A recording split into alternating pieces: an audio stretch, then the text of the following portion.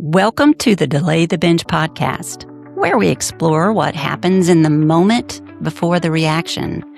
Because whether it's food, work, perfectionism, people-pleasing, or just shutting down, the behavior is rarely the beginning of the story.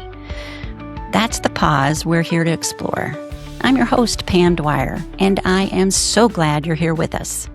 My guest today is Sherry Shaban. Sherry is an osteopath, anti-diet health, and life coach, founder of Make Peace with Food, and creator of the Hit Dex app, and someone who has spent more than 25 years helping people understand why lasting transformation begins long before behavior itself.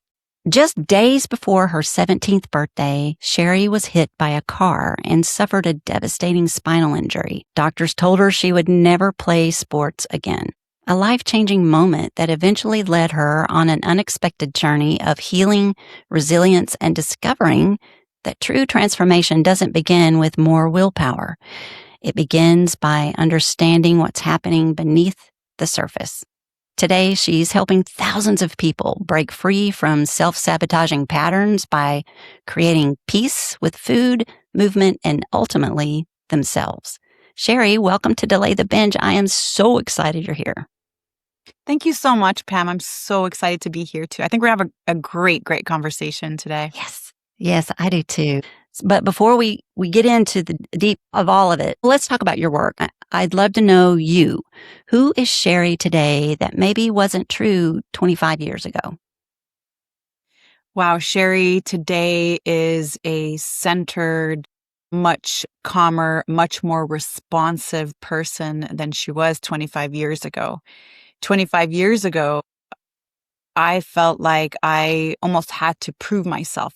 It was very reactive responding to almost everything in my life. And I think a big part of that was growing up in the environment that I grew up in. My dad, father of 4 children, 2 boys, 2 girls, always, even though he tried to treat his children fairly, there was always a difference between the boys and the girls. And the girls were more delicate and they were more vulnerable. And so he was very delicate with us. And there always felt like there was double standards when it came to how he raised us. And so I always had this desire to prove myself. Like, I got to prove that I'm strong and I'm as strong as boys and I can out push up boys and I can outrun boys. And that's really how I grew up actually in elementary school, always trying to compete against the boys in sports and all the things that I did. And a lot of it was really having to fulfill this not enoughness, which now I see is really all about the stillness, being still, and from this still centered place with a regulated nervous system, which, I share and talk about a lot, is where we can actually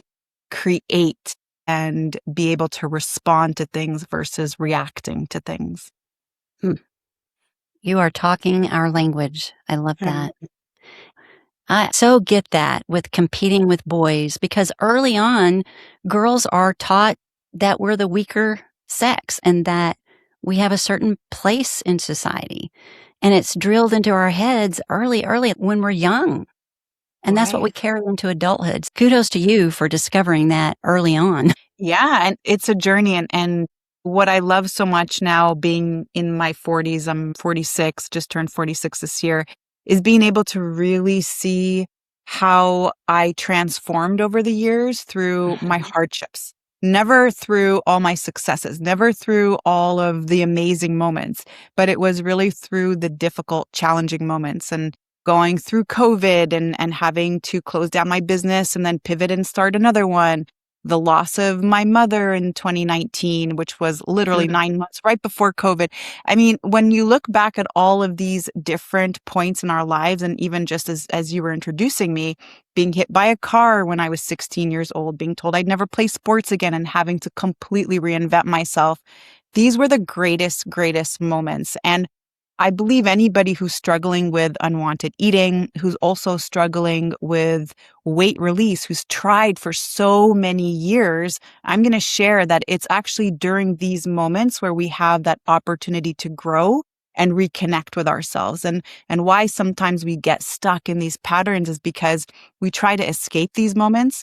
We label these moments as being bad. These emotions are bad, and we try to soothe with food or drugs or alcohol or anything else that can help us regulate that emotion. Well, I just hope you can be on my podcast every single day, every single All episode, right, because let's go, Pam. I'm in. you're the I'm in, sister. epitome of the message that I'm trying to get out there. And it's so important that we use our past difficulties as fuel, energy, make purpose out of the pain and That's right. stepping stones out of the struggles.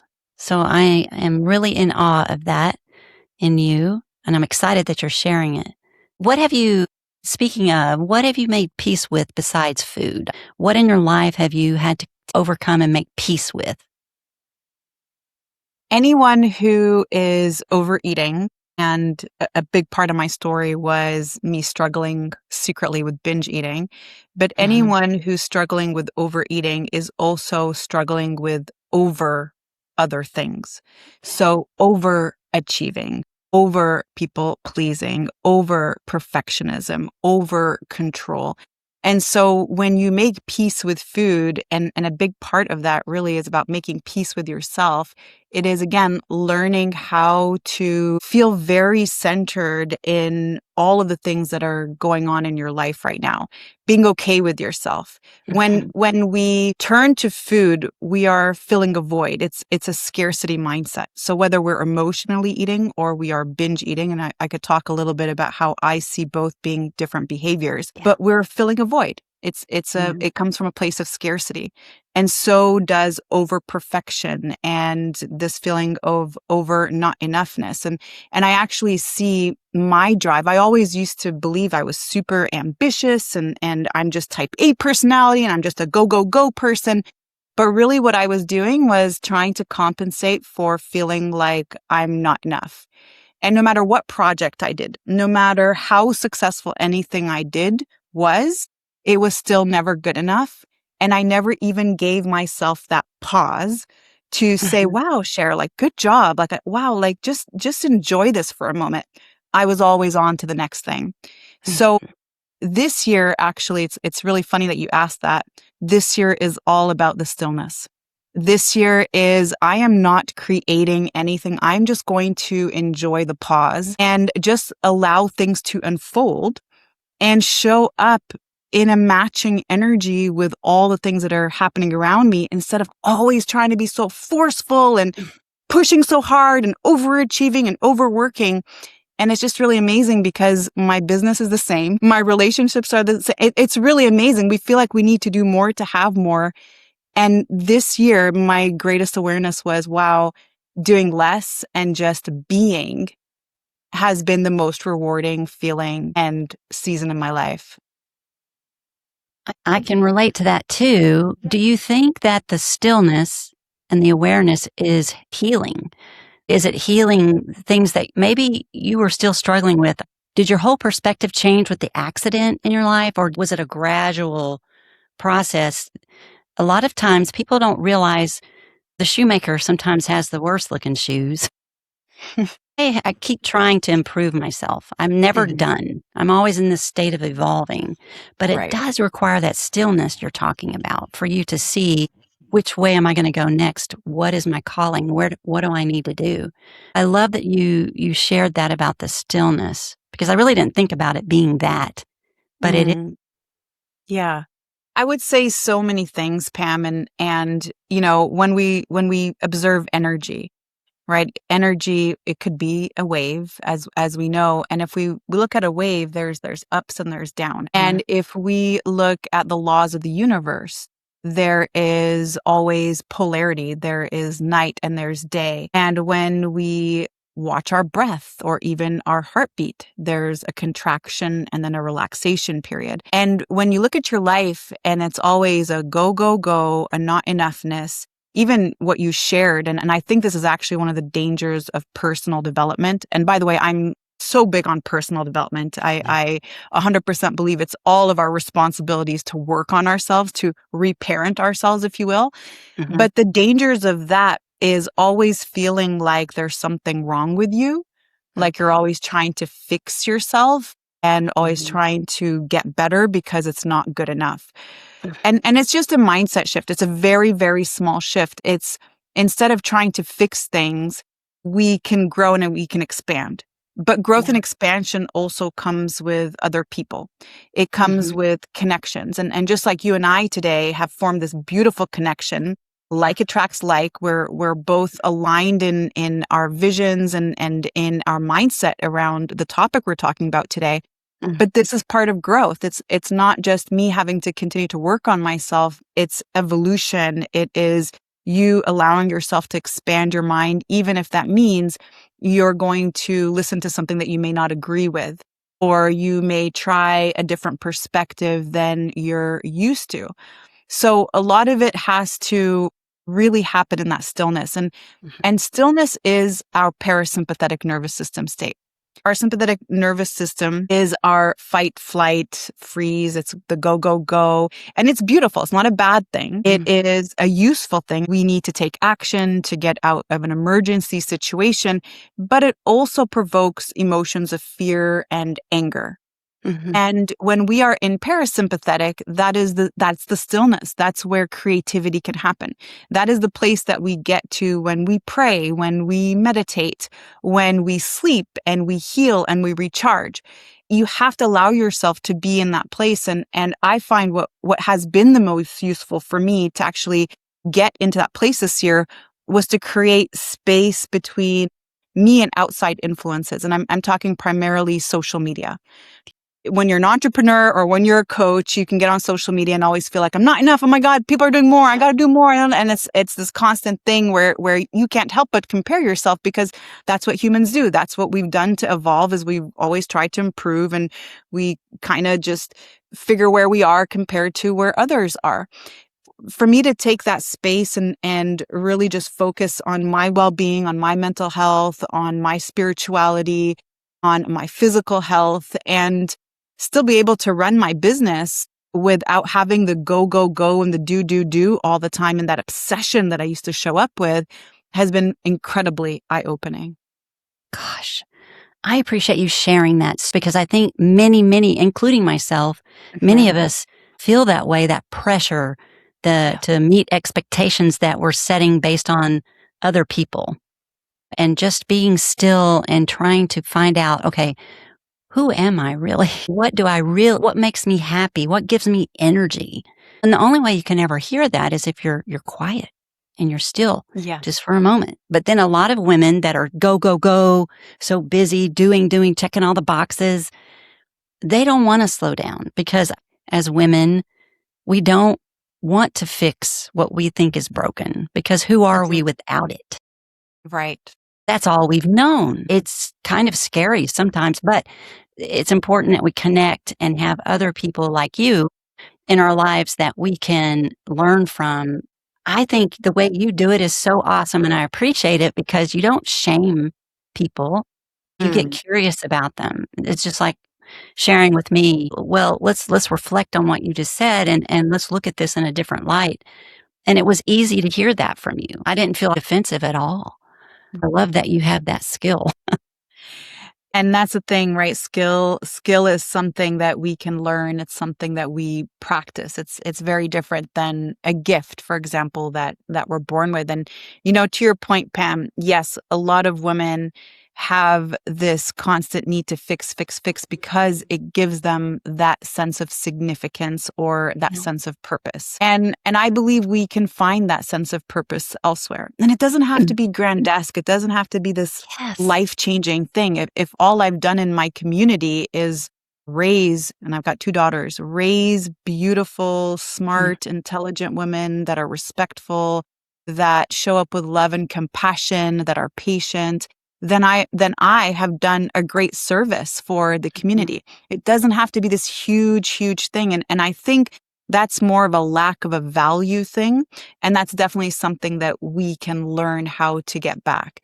When we have been told that our value is very much tied to what we look like, what our weight is, what our body looks like, and who we are surrounded by, and how much money we're making, and all of these things, I think it's very, very easy to get distracted and to lose sight of how simple our purpose actually can be. And I move away from trying to teach my clients to find their purpose. And instead, I help them find how to be on purpose. And I think there's a very, very big difference there. When we try to find our purpose, we basically are saying, I exist in this world for this one thing, and I better find what it is. And oh my God, I don't know who I am. Oh my God, I don't know who my purpose is. Well, my purpose is. And then we get so stuck on that versus I'm just going to be on purpose, meaning I'm going to be intentional. And I am going to show up with so much presence with everything that I'm doing. And that could look very different in every single season of my life. I love that. I love that a lot. The simplicity of it is beautiful, but we tend to complicate it. I was listening to one of your podcast episodes on YouTube today, and I was taking notes, but there was one sentence I couldn't stop thinking about, and I kept hearing you repeat it. Your solution number one is awareness. Yes. And that really means a lot to me because Delay the Binge is really about creating a pause long enough to become aware before we automatically react to whatever it is. Right. Why is awareness so much more powerful than any other strategy? Awareness is so inward. Normally, when you look at, let's say, the fitness world or even the health space, we outsource our power to other people. And this could be our doctor. This could be the app that we're using that tells us how many calories that we should eat every single day. This could be the coach that we hired that we want to tell us how we're feeling. This could be the therapist that we're working with. But awareness is something that I do for myself. It's not waiting on someone to tell me how it is. It's me realizing and coming to terms with what that pattern is. And everything that we do is a pattern. And all of our behavior is stored in our unconscious mind. So we have our conscious mind. Our conscious mind is the rational mind. It's the thinking mind. It's the analytical mind. It is the mind that we use to calculate things, to be able to predict the future or try to put things together. But the unconscious mind doesn't work that way. The unconscious mind just groups things together. It groups an event with an emotion, with a reaction, with an action, with a behavior. So when we are triggered to a certain emotion and we find ourselves downing that pint of ice cream, it's not about the ice cream and it's not about the food. And it's not because ice cream is full of sugar that we should be upset at ourselves for, which is really what we do when we find ourselves at the end of a binge is we're like, oh, why'd I eat that? And that's so bad. And let me find that app that's going to help me calculate the calories. Instead, if we can become aware, what we can actually see is, oh, I was at my mother's house today. She brought up XYZ. Every time she brings that up, it's so passive aggressive. It makes me feel like this. That feeling. When did I first feel it? When I was 6. I was 6 years old and I felt that for the first time. And I remember not knowing what to do with that feeling and that every single time I ate something yummy, I was able to forget about that feeling. So what actually happened in that moment is because you gave yourself that time to pause instead of scrutinizing, which is what we do, and instead of berating, which is also what we do, instead we go back and we try to just find the links. And that's all that it is. It's a link. It's a chain. And you'll notice that when you give yourself that time to just create those associations, that is the awareness. And then it's like, oh my God, I thought that when I was 6, but I'm 46 now. Like, of course I don't think that way. Like, of course now I understand from a more rational perspective, from a more mature perspective as an adult, this is why that happened. And this was a belief that was formed from a mind of a child. So that's the awareness piece. And many of us try to skip over that.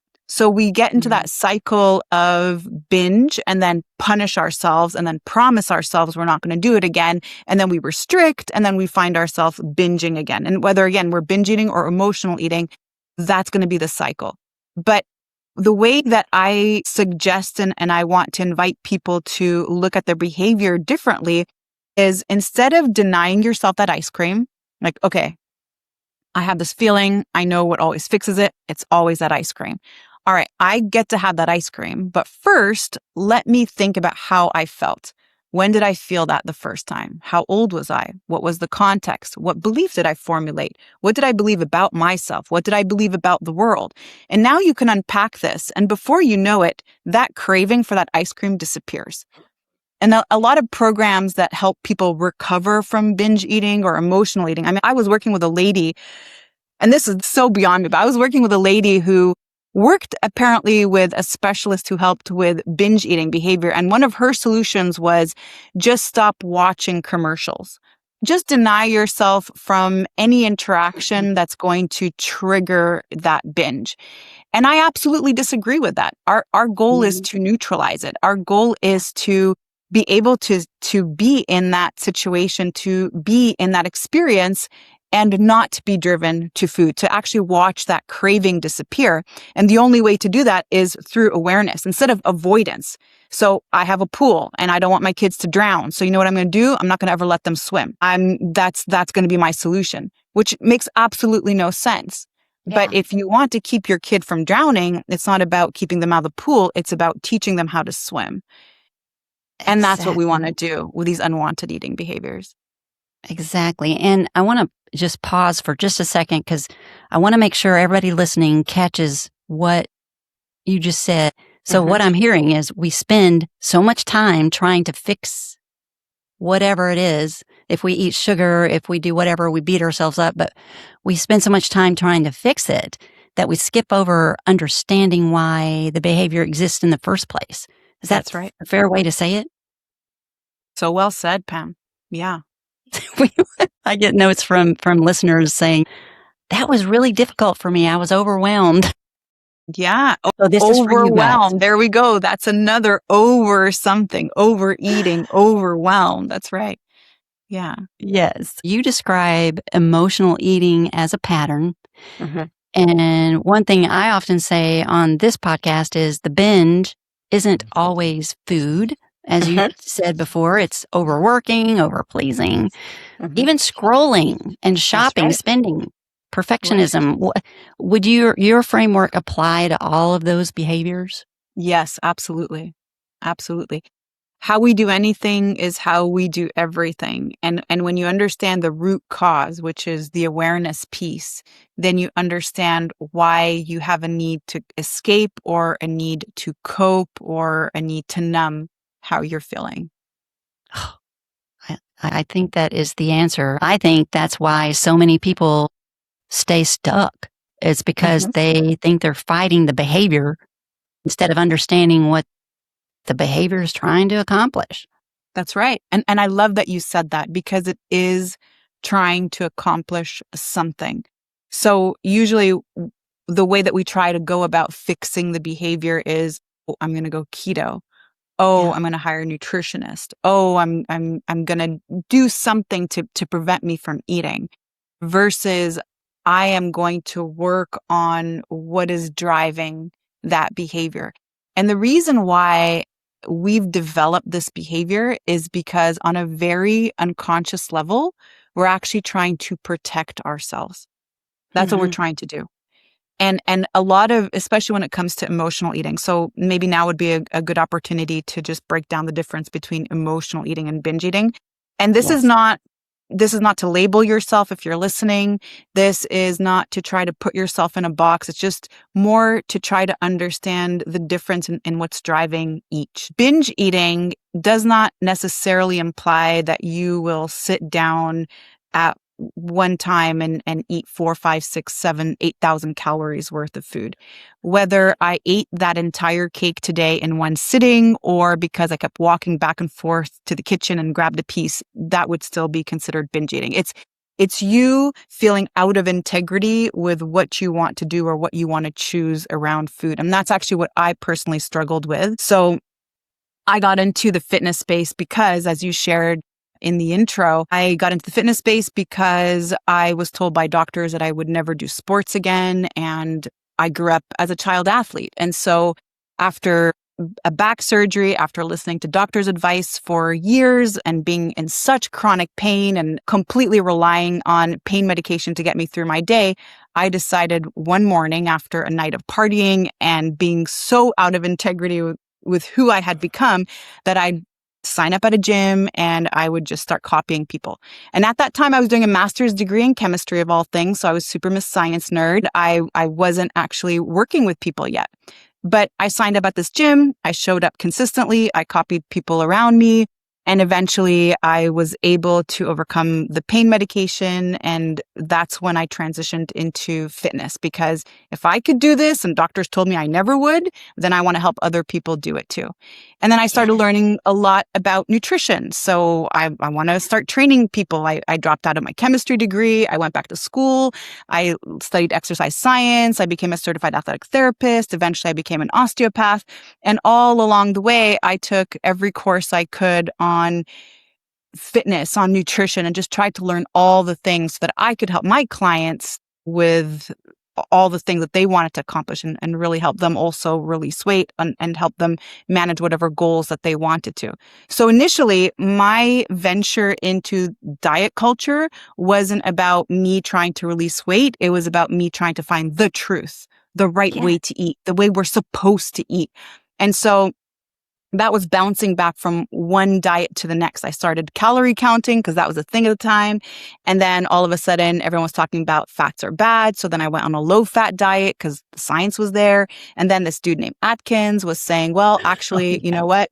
Fats are good, meat is good, and veggies and carbs are horrible. So then I'm like, all right, science is there. So like I then became Miss Atkins. And then all of a sudden, I started opening CrossFit gyms and everyone was eating like a caveman. So I started eating like a caveman, and then it was a zone diet, and then it was macros, and then it was keto, and then I was even vegan for a while because there was the whole plant-based movement.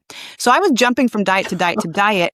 And that's when I actually started to notice my Friday night cheat meal was no longer a Friday night cheat meal. It now was an entire weekend long annihilation of all the foods that I had deemed were bad that week. Because Pam, my food rules kept changing. Sometimes carbs were good. Sometimes they weren't. Sometimes I was fasting for 72 hours. Sometimes I wasn't. It was actually very, very confusing.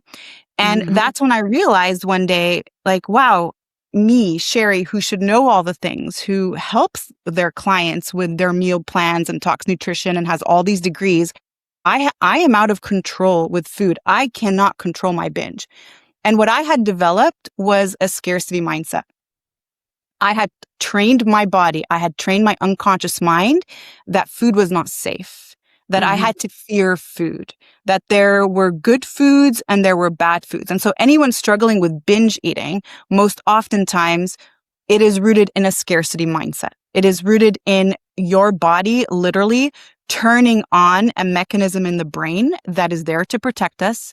It is a very primitive part of the brain that allows us to be able to feast after a long famine. And we all can do this. Again, it's not about what you know. It's not about how you want to show up around your nutrition. It's literally about turning on this mechanism that we all have in our primitive mind. And then emotional eating, that is a completely different trigger. Emotional eating is us feeling a certain emotion that drives us to eat. And that emotion is different for different people. So for some people, it could be stress. Some people might feel stressed and actually lose their appetite. For some people, it could be sadness. For some people, it could be fear. It could be worry. For others, it could be boredom and even joy. It could even be happiness that drives you to emotionally eat. So it's really, again, coming back to that awareness piece, it's about understanding your own pattern. And so when you understand your pattern and you understand what's driving the unwanted eating, then you can start to work with what is stored in your unconscious mind. Because the majority of our emotions, the majority of our beliefs are developed by the time we are 6 years old or 7 years old. And when we don't know how to regulate these emotions, when we feel certain emotions and we've been relying on food to soothe these emotions, we've just trained the body, we've trained the unconscious mind that is how we seek out safety. So anyone who's dealing with emotional eating, just know that this was developed at a very young age and it was there set in place to protect you. And it's done its job. So we tend to demonize these behaviors. We tend to be so upset at ourselves when we find that we're repeating these behaviors and these behaviors are no longer serving us. In fact, they're causing all these secondary health issues. Well, just know that the reason your unconscious mind set it in the first place was because you had to survive. And that was the way and the only way it knew to survive. And now that you know that, now that you honor that, now that you can love that part of you, that's where the healing can start as you unpack that programming. Gosh, that is so important. And I love the phrase you use, the protection mode. I love it because it immediately removes the shame. Right.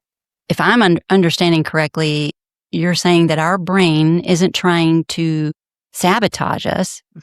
I refer to that part of the brain as the caveman. That's right. Yeah. That helps me associate with what it is, but it's trying to protect us, even if the strategy it's using isn't serving us anymore. Is that correct? Is that what you mean? That's right. Yeah, 100%. And language is so important. So all the things that you're saying, I'm so curious as to how people use language, right? And we tend to want to move away from good and bad. And this is good for me. This is healthy. This is not healthy. Because I don't know about you, but I eat broccoli and man, I bloat and I've got gas and broccoli is supposed to be a superfood and it's supposed to be super healthy. But for me, that doesn't serve me, right? So using language that is more neutral. And it's not to follow some of the things they teach us. And we spoke about this a little bit earlier, but in the intuitive eating space where, all food is neutral, have all the things that you want. At the end of the day, if we want to really honor ourselves and truly give love to ourselves, it's also acknowledging there are certain things that serve me and other things that don't serve me. And anytime you're finding yourself self-sabotaging, it's not because you're lacking information. It's not anything you need to learn from ChatGPT or Google or anyone else or a nutritionist. You just need to learn how to be more accepting, more gentle, more loving, more kind to yourself. And self-sabotage is driven by a fear. There is a fear there somewhere, and you may be aware of it. You may be unconscious to you, but self-sabotage is driven by fear, not lack of information. Gosh, that's pretty profound and very, very knowledgeable because I don't think a lot of people look at it as fear. And I do want to point out, I hope everybody notices that everyone is truly unique. Just because you can eat broccoli doesn't mean I can eat broccoli. That's right. And that's why you have to be curious and just do and give yourself enough grace to learn and to get that clarity you need. How do you know you don't eat broccoli? Well, you don't know unless you pay attention. Just be a little easier on yourself. Right. Well, and another thing that surprises me is I always tell a lot of people, if you're tempted to eat the chocolate cake, right, and you're about to consume the whole cake, just tell yourself like a child, you say, you know what, we can't have this right now, but if you still want it tomorrow, that's right, you can have it. Don't eat the cookies, but if you need to eat the cookie, give yourself permission to eat the cookie, but pay attention to what it does. Right. Or if you get a little bit of control, pause and just think to yourself, why am I really going to eat this cookie or this cake? Why do I really want it? I know it doesn't serve me. And that's the whole point I was trying to make, is that we're all smart. We know what our bodies need and it doesn't need. I mean, we've done all the diets like you explained earlier. We've done them all and with no long-term results and maintaining the progress you make. But we are so busy starting over every time with a new diet. a new plan, just not paying attention. And so you point that out. You give us the space so that we can figure it out because we're all so different. Mm-hmm. That's right. So well said. And, I call that exercise that you just talked about delayed reward. And that's exactly how I interrupted my binge eating pattern. So notice also the language I just used. I didn't say I'm a binge eater or I was a binge eater. I said binge eating pattern because it is a pattern. I remember I would crave, this would be like 8 o'clock or 9 o'clock at night. When I know that I've nourished my body properly and fueled myself well that day, I'd have these cravings to just destroy a box of chocolate chip cookies, which was my thing, chocolate chip cookies. And then I would say to myself, all right, Cher, you know what? Tomorrow morning, when you get up and you're ready to have breakfast, you can have as many cookies as you want, like as many as you want. Yeah. And so remember, binge eating comes from a scarcity mindset. And scarcity is I can't have something. I'm not allowed to have something. I shouldn't have something. That is a restriction. And anytime we restrict, we create the scarcity mindset.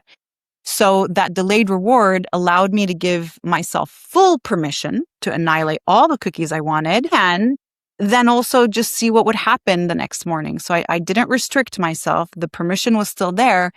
And then sure enough, when I'd wake up in the morning, I'd be like, ew, I don't want cookies. Like, no. Right. And that was amazing. It was just, again, to show you that it was coming from a very different part of my brain, the scarcity part of my brain. So that's a really, really important tool. And something else that you said, Pam, that was so important was about curiosity. And I think as adults, our greatest fault is that we've stopped being curious. We've stopped experimenting. When we were kids, if you remember, we would oftentimes think to ourselves, well, what would happen if I touched this? What would happen if I jumped off this? What would happen if I did this? And that was our mindset. Everything was like, ooh, discovery. Ooh, what would happen?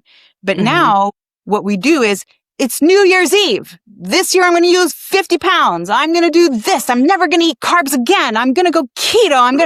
And it's like so absolute without even trying it on for size, without even questioning it. It's like we make this decision and then we try so hard to implement discipline and willpower. And then if we can't do it, then we're weak and then we're lazy. And then we label ourselves with all these things. But really, instead of asking ourselves, well, what would happen if for 21 days I just took out refined sugar? What would happen? If nothing happens, I'll bring it right back in. But maybe something will happen. I don't know. Yeah. Right? And just leave it open to curiosity.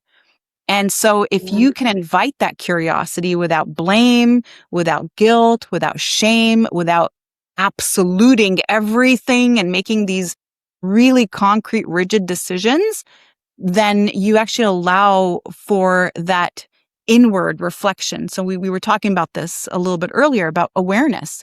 And awareness is me really learning more about myself, whether that means kale serves me or doesn't serve me, or beans serve me, or legumes don't serve me. And that is a beautiful place to be. And there's no, after trying all these diets, I think Pam and I can agree, there's no one diet for everyone. There are different things that work for different people and at different stages and seasons of your life. I couldn't agree more. I always say, listen to your body. It is a well-oiled machine. It's so amazing, the body.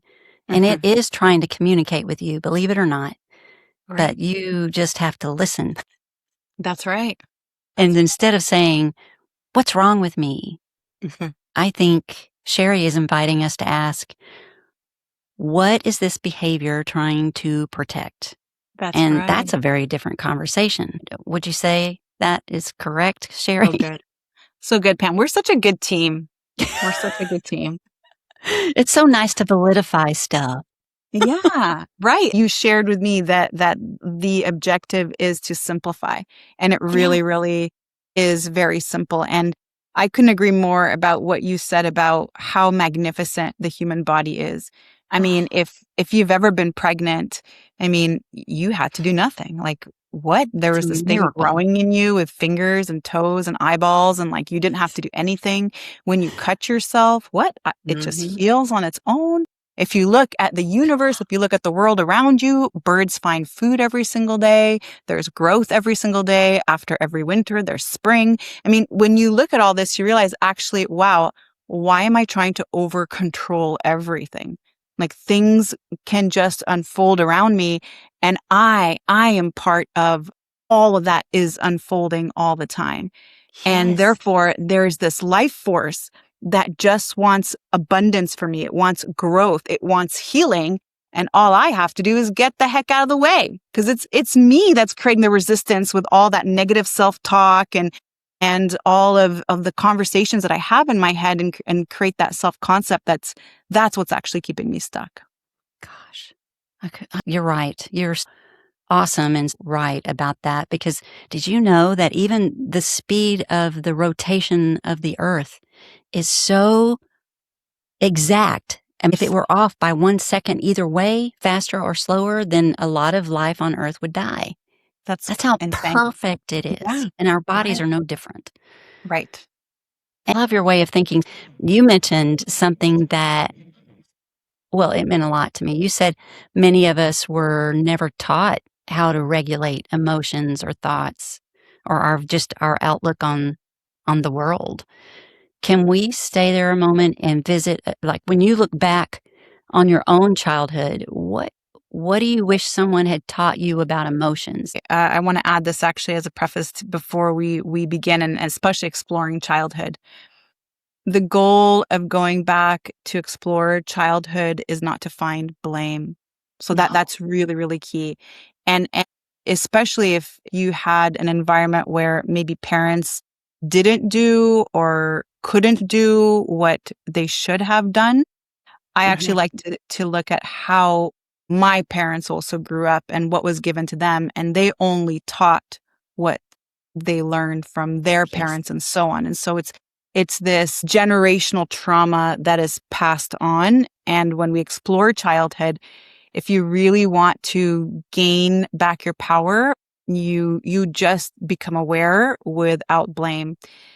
And when I grew up, I mean, both my parents were physicians, but they came from from scarcity, basically, from a very poor background. They grew Mhm. up struggling. Their parents were struggling. So it was a big deal for them to actually become physicians and to give us the life that they never had. But what came with that also was a lack of emotional resilience, a lack of emotional intelligence, if you will. And Mhm. so my dad really believed in physical discipline. So he physically disciplined us. Like I shared, there were four kids. I'm the second of the four. My older brother got the most Mm. hittings and beatings. I got the second most. So, I mean, this was belts. This was constantly living in fear of you doing something wrong and then never knowing when that wrong thing was. So I grew up with a lot of fear. I feared my dad. I learned to keep secrets. I learned to hide everything. I learned not to share. And it wasn't until I actually started to do a lot of healing, and one of the most powerful tools that I use, and I also teach other practitioners to use with their clients, is hypnotherapy. And hypnotherapy is the ability to connect your unconscious mind, so things that you're not even aware of that exists in your behavioral patterns, with your conscious mind. And again, not to go back and blame my father, because Mhm. even though he used physical discipline with all four of his kids, when I look back at how he was raised, well, that's what his parents did to him. So Yeah. that's all that he knew, and he thought he was doing the right thing. So I really believe that we are responsible for that reparenting part. And when we can take on the responsibility, not the blame, but the responsibility, we take back our power. So it was me learning how to break some of these patterns. In my household, there was a lot of fear and there was a lot of anger. So we saw my dad angry a lot. And I learned how to cope with things with anger. And again, I just modeled what I saw. So Mhm. I wish that I had a little bit more balance in all the different emotions. She's the most amazing mother in the world. And as I recall my childhood, she only did the best that she could. She never got in the way when my dad disciplined us. She never tried to stop him.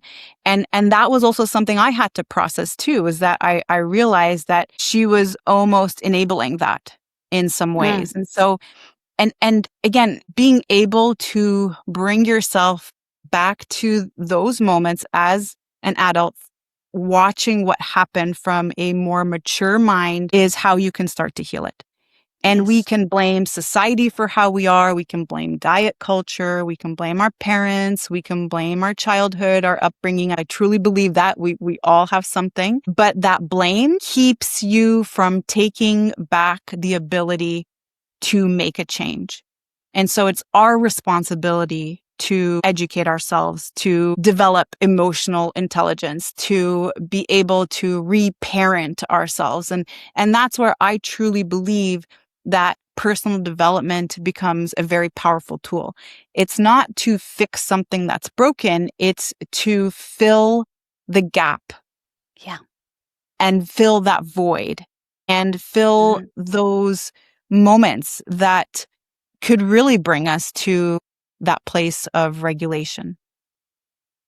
Gosh, first and foremost, I so respect what you just shared with us, because I had an abusive childhood as well, but I try to focus on all the good things that came out of that. Right. I mean, it made me a fighter, and That's right. I learned at that time being curious was painful. I tried not to be, but what you shared with us is so huge, because it really has impacted you. I noticed on your website something that really caught my attention, and it actually invited me to go further into your website, which is what you should do. But it was move with respect, not revenge. And maybe if you didn't have the childhood you did, that might not have been such an important thing for you to share with the world. Because it's not about fitness, correct? It's right. It's about, what does that mean to you personally? Is it because of your childhood? Is it because of the way you grew up that means so much to you? I think it's an accumulation of so many different things in our lives. And